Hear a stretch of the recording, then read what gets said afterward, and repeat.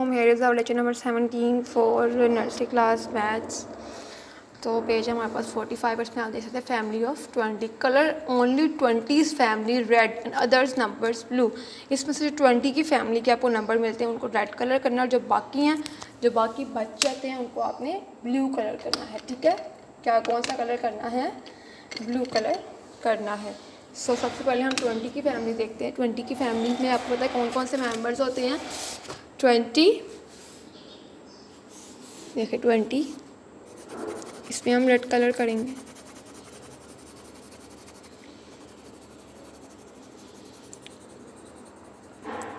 Twenty 22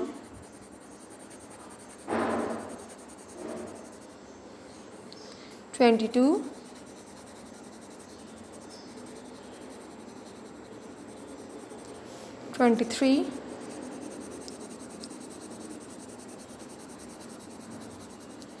24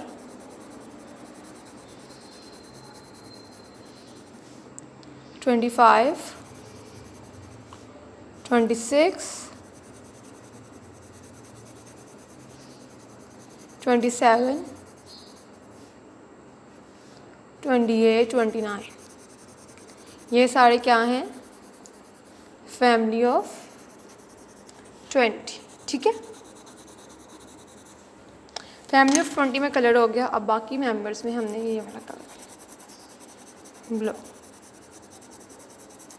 ठीक है, इसमें आपने सारों में ब्लू करना है। ओके, आप ये देखें फैमिली ऑफ 20 से हम क्या बन गया? फिश।